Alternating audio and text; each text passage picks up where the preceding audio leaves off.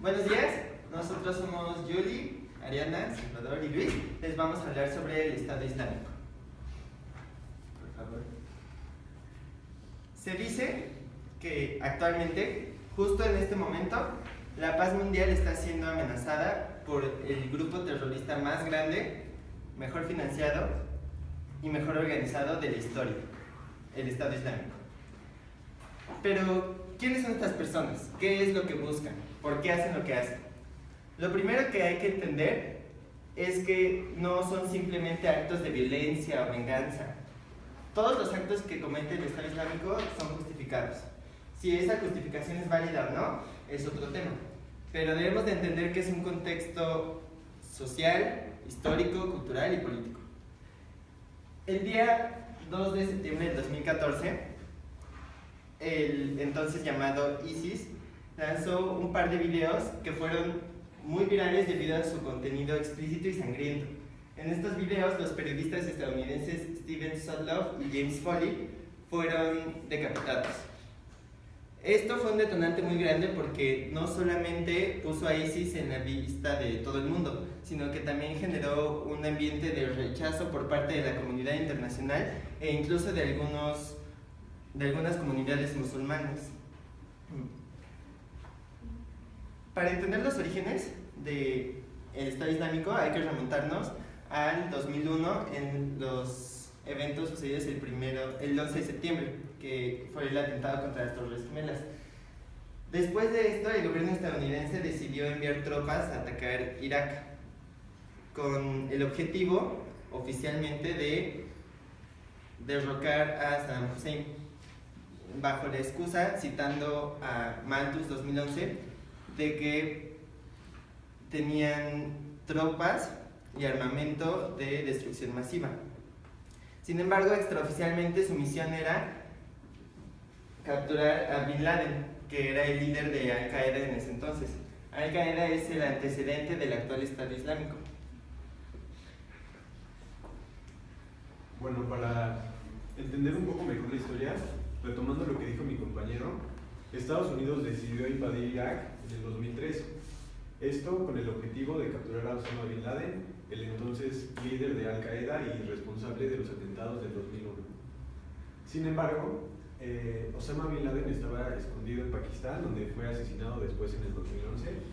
Pero una cosa que no tenía contemplada el gobierno de los Estados Unidos es que en Irak ya se estaba formando un grupo terrorista liderado por Abu Zarqawi, y este grupo a final de cuentas se benefició de la invasión de Estados Unidos a Irak. Esto principalmente porque los soldados iraquíes empezaron a formar alianzas con este grupo terrorista. Tanta fue la fuerza que tomó que llamó la atención de Al-Qaeda y buscaron hacer una alianza, por lo que el grupo pasó a llamarse Al-Qaeda en Irak. Sin embargo, esto no duró mucho tiempo porque en el 2006, como resultado de un ataque aéreo de los Estados Unidos, murió su líder, Abu Zarqawi. Esto trajo consigo un periodo de paz que duró desde el 2006 hasta el 2011, que fue cuando empezó la Primavera Árabe. La Primavera Árabe es un periodo en el tiempo que duró desde 2011 a 2013, en el que los países árabes estaban en pro de los derechos humanos y de la democracia, por lo que empezaron a derrocar a sus gobiernos, que eran en la mayoría dictadurías. En el caso específico de Siria, el presidente o dictador Bashar al-Assad, con el objetivo de no perder el control sobre su territorio, decidió liberar guerreros yihadistas de las prisiones para generar caos en su país. Y bueno, por su parte, en Irak, el grupo de Al-Qaeda estaba resurgiendo, ahora bajo el mando de Abu Baghdadi, y este igualmente se benefició de los yihadistas que estaban libres, ya que se unieron a su causa. De esta manera, eventualmente Abu Baghdadi creció el grupo de tal forma que envió un diputado suyo a representarlo en Siria, esto para reclutar a algunas personas.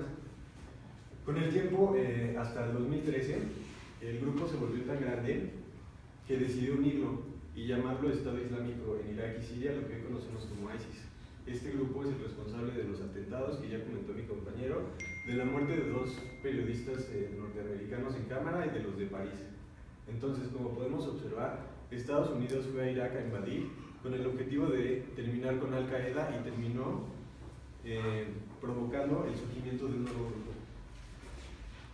Bueno, posteriormente, en 2014, ISIS ya había tomado control sobre varias de las localidades de Siria e Irak. Fue en ese entonces cuando se declaró como un califato y decidió darse el nombre de Estado Islámico. Aquí es importante recalcar que independientemente del impacto que ha tenido el Estado Islámico fuera de sus fronteras, hay que pensar en el impacto que ha tenido dentro de ellas, porque en estos países existen dos grupos principales. El primero de ellos son los suníes, que representan al 80% de la población. Esta mayoría son aquellos que apoyan directamente este movimiento. Pero por otro lado está el grupo de los chiítas, que representan el 20% de la población. Y estas personas son los líderes y militantes de estos países. Y estas personas afirman que no respaldarán ni aceptarán de ninguna manera este tipo de movimientos. Y aquí está el problema. El concepto de justicia está completamente distorsionado para ellos. Los ideales del Islam han sido modificados a tal grado que ellos comentan que el fin justifica los medios. Creen que estos actos medievales que realizan, tales como la decapitación, son necesarios para darse a respetar y darse a conocer. En consecuencia de esto, la visión que los países de Occidente tienen respecto a los países musulmanes va directamente relacionada con la violencia, el terror y los asesinatos en masa.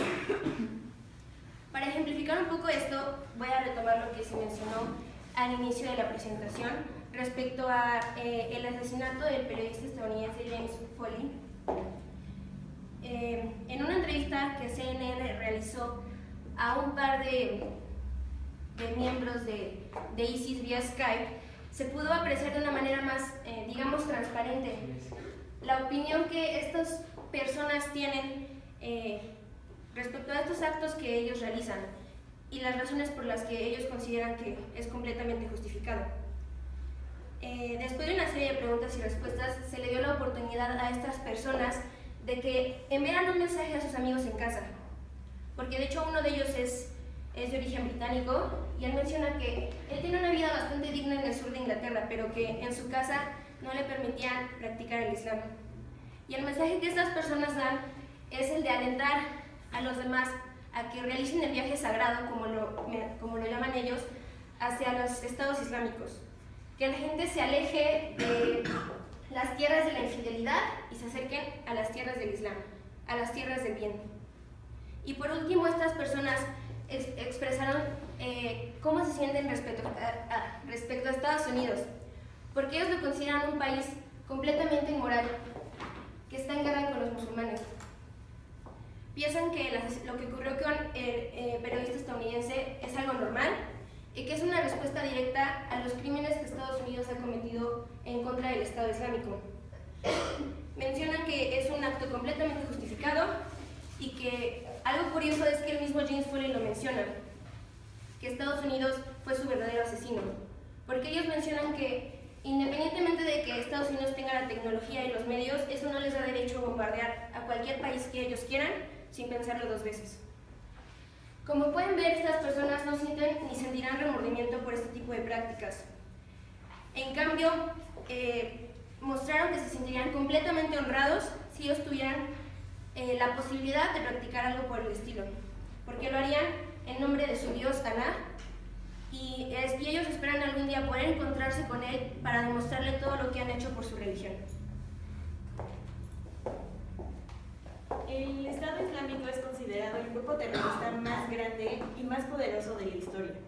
Ellos dicen que la gente que se encuentra viviendo en los territorios que ellos dominan eventualmente cederá y los apoyará. ¿Por qué? Porque ellos tienen el control de los servicios básicos de esas zonas. Además, están dispuestos a torturar y asesinar a todo aquel que esté en contra del cumplimiento de sus objetivos. En los últimos años han logrado reclutar a jóvenes extranjeros, como dijo mi compañera. ¿Cómo han hecho esto? Gracias a sus estrategias de mercadotecnia y gracias a su publicidad en redes sociales. Cada vez es más grande el número de territorios y el número de personas que controlan. Como dice BBC Mundo, afirma que casi 8 millones de personas son controladas total o parcialmente por el Estado Islámico.